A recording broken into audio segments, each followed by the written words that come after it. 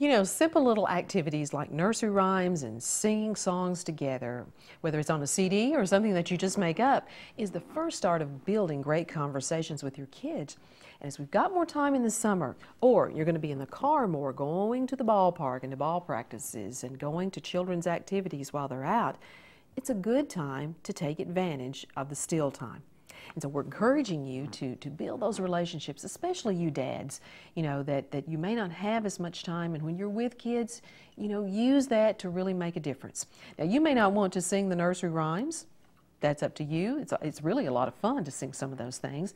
So maybe you do need to sing along with a CD, but the point is you're doing something together or you're having some conversation, and that is where we're starting.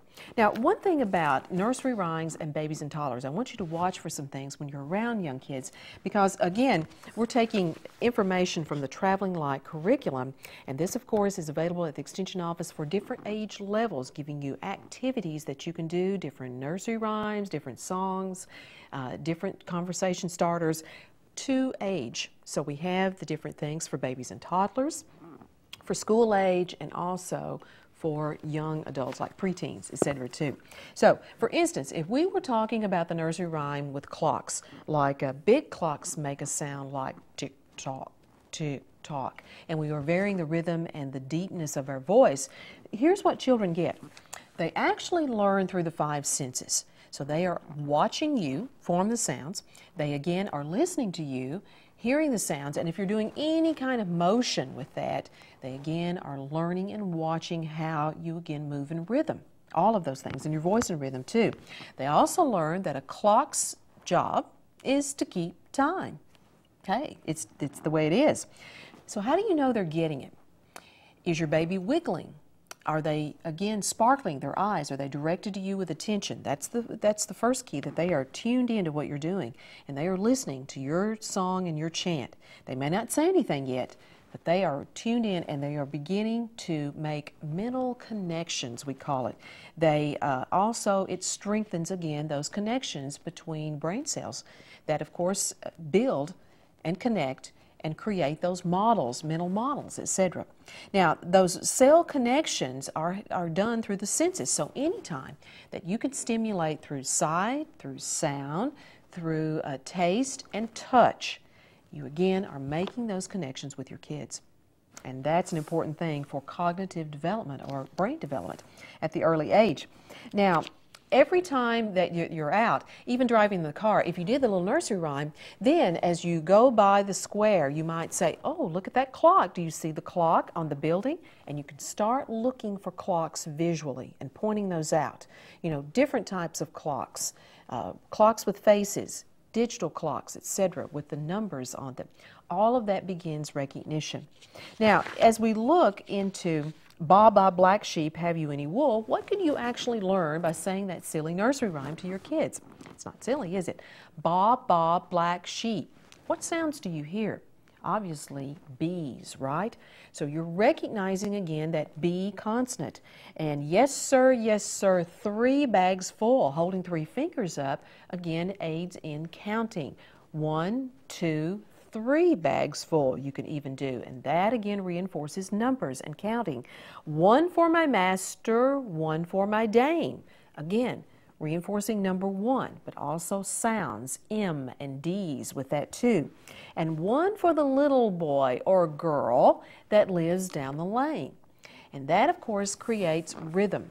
Rhythm and counting, again, are the foundations of math concepts, but also for musical ability as well, too. And kinesthetic movement, as we know, again, are all parts of brain development. Now, whether you know it or not, we all have different intelligences, and some of us are stronger in one kind of intelligence over another. Actually, the multiple intelligence includes numbers and math. It includes, again, language, people who enjoy, again, conversation, reading, and communicating. It builds musical intelligence, the idea of putting rhythm and mathematical concepts to note and sound is an intelligence. intelligence that some of us have more than others.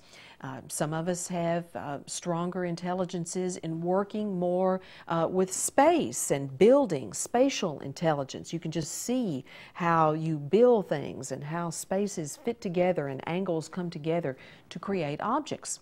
That's also important with drawing too. And so if you did this little rhyme in the car, your child at an older age may even draw you a black sheep. Again, reinforcing color, but a simple little line and something that you do, just say, could you draw a black sheep for me to see? Could you draw the little boy and the black sheep? You could actually create stories as you're driving down the road and simply using a little nursery rhyme as something great. And isn't that so much more fun and so much better than popping a DVD in that player in your vehicle or just listening to the radio station? Not that we don't encourage that, of course. But again, these are the types of things that help to build conversation. And just talking and asking questions about different things stimulates children to actually look for things too. Now, let's skip over in the book and let me show you something again for kindergarten or early elementary. And this is where you actually tell stories. For instance, you make up a story. Like the dove and the ant. An ant going to the river to drink fell in and was carried along in a stream. Now a dove pitied the little ant and threw into the river a little twig, by means which the ant could grab a hold and swim to shore. Afterwards the ant, seeing a man with a gun aimed at the dove, stung him sharply in the foot and made him miss his aim and save the dove's life. So what's the moral to that story? You know, little friends may prove to be the greatest of friends.